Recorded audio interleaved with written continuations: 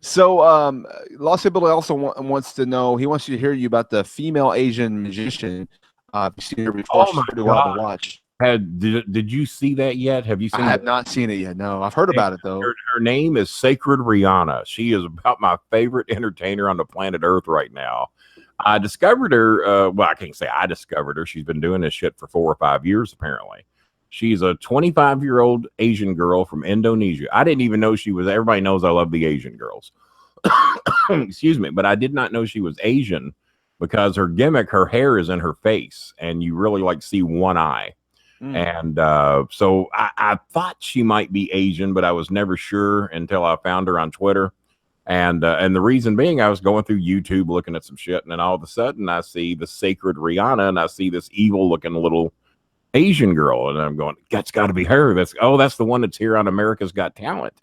So it turns out she won the Asian version of Asia's Got Talent. But I've only seen one act of her here so far. She's done two, but I've only seen one of them. And oh my God, she is this creepy little evil magician thing, man, that just the way it's put together. I encourage you to see the first two acts she's done on America's Got Talent. They're on YouTube. And You shared them today, right? Didn't you post something? I did not share the English version. I shared the Asian version, but they Okay. speak English on the Asian version as well. Okay. And oh my God, the first act is pretty good. The second act is fucking amazing. And even I about jumped out of my goddamn chair when I saw the second act. And the third and fourth acts are pretty good too. But that second act was the attention getter for me. That's when I said, this damn girl's got some talent. Because I was wondering where she was going to go past the first act. So I encourage any of you, if you want to see an entertaining act, all four of her acts are about 25 minutes long on one of the links I put out, the Asian link. And you might want to see the English versions too. The first two acts she's done where she fucks with Mel B. And oh my God, she is an amazing talent. I wrote her today on Twitter and said, hey man, I love you. You are a talent. And I don't do that with too many people, especially that. Well, I guess she's a bigger celebrity than me now. She's got 375,000 followers, so she ain't doing too bad. And no, I've been chatting her up ever since I found her on Twitter and seeing her on American television. I did not know that she had won the Asian version of the show. She might have a shot to win this one in America. But the America seems to support the singers a lot, though. And I think personally, the singers should not be on America's Got Talent. We got enough goddamn music shows now. There's goddamn at least 5, 10 of them. Do I sound like Cornette? Goddamn, I'm just cussing every goddamn 5 minutes. Fuck, goddamn, fuck. Sound like I'm doing a Cornette impersonation. So let's before we get into some other questions, let's talk about the big news that happened on Sunday that was just kind of shocking in the wrestling business. It affected you personally and me a little bit too, just because of our connection with this guy. But we had three people in the wrestling business passed away, and one of them I didn't want to believe, and neither did you. Yeah, I was hoping it wasn't true, and I tried to fight it off as long as I could, like a lot of other people. And he was really only the one of the three that I really knew. Brickhouse Brown, I probably just met occasionally at the Memphis shows in Louisville. I can't say that I knew him. I don't even know that we ever spoke to each other. I was kind of out of Louisville most of the time that he was a big deal around here. And obviously, Nikolai Volkoff, I never had any interaction with. He was before my time with my WWE affiliation with OVW. So even though he was entertaining with the Russian singing the anthem, maybe Trump could have him come down to the White House and sing the national anthem if he just got a hold of him a little sooner. That would have been appropriate for Trump to have Volkoff singing the national anthem down at the White House. I wish that had happened. And Trump would have felt more at home had he heard that. I ain't trying to piss anybody off at all, am I? Fuck him. Oh, I know that you had recently had a conversation with him about meeting up with him when he was in Indiana for lunch or dinner or something. Yeah, we went over to River Falls Mall and had some giant burritos over there where he took me and Chris out for dinner. And then I managed him later that night at the Louisville Gardens against Nick Dinsmore. Now, to my knowledge, going by my horrible memory, I think that was the first and only time that I managed Brian. Of course, I'd known him forever and a day, being the son of Jerry the King Lawler. I've known Jerry since he was, we've known each other 42 years now. You know what? I might be wrong on that. 44 years now I've known Lawler. And everyone thinks I named my son Christopher because Brian Christopher, Brian Christopher Lawler. I had no idea what Jerry's kids' names were until they got on television. I mean, I saw the kids. I never really talked to him about his kids because they very rarely came to any of the shows. Paula, his first wife, was at the shows with the kids a couple of times, but they were little bitty things then. And Brian was 46. I'm 40 or 44. Maybe he was 46 and I'm 58. So I had about 12 years on Brian. So I did not see a lot of him. I mean, I met Lawler for the first time when I was 14. So Brian Christopher would have been 2. So, but many people think that I named my son Christopher because Jerry Lawler named his son Christopher, but that is not the case. I had no idea what Lawler's kids' names were when my son got his name.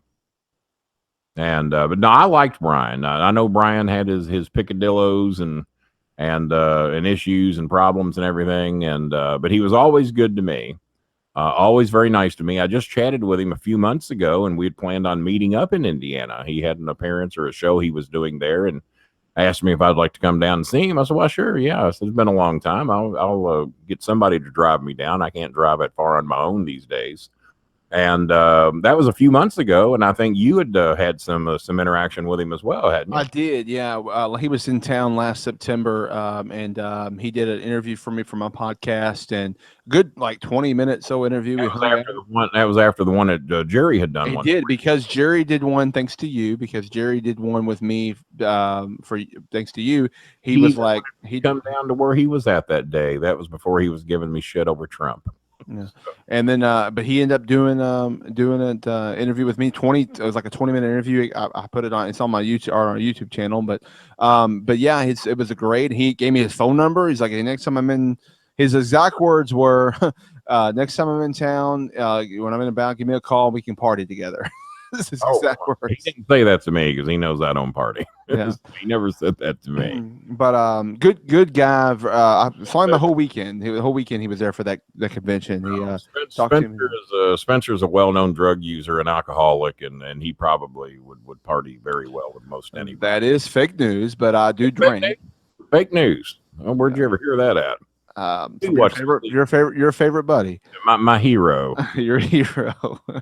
Yeah, all my heroes die. So my hero, Donald Trump. I feel just terrible for Jerry. They had a strange relationship. Obviously, that ain't no secret.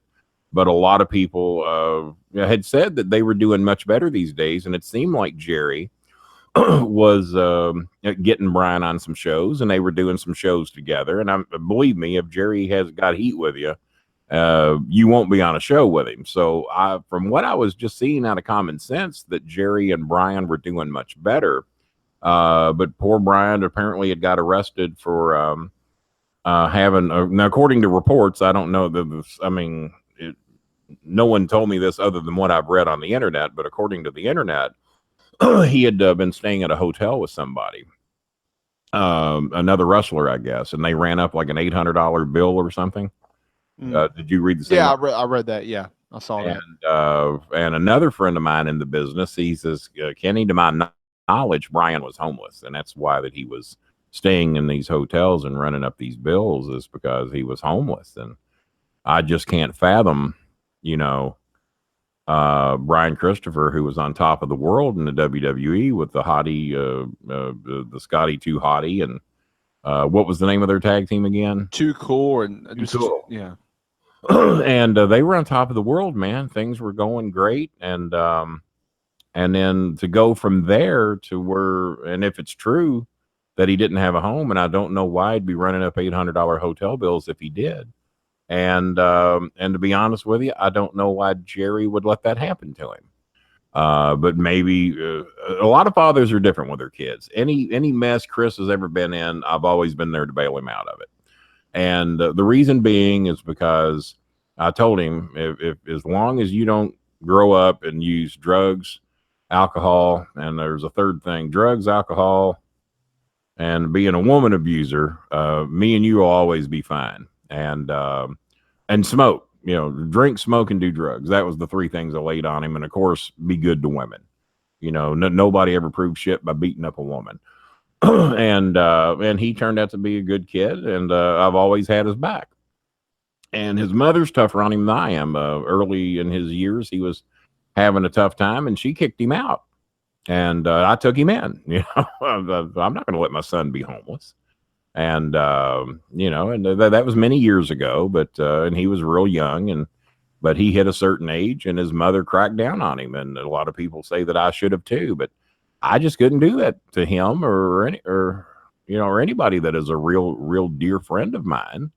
And so I don't know. I know Jerry's got a lot of money, but maybe he just felt Brian needed to figure it out on his own at 46 years of age, and I could certainly understand. Well, and you don't know how much he's already done for him, and his no, I don't. I actually don't. I know they've had a strained relationship, and but it seemed like they were doing much better the past several years, and that's why I was hoping that a turn had been made, because there were years that they didn't speak, as far as I know. He had embarrassed Jerry a few times, and you know, Jerry wasn't going to put up with it. So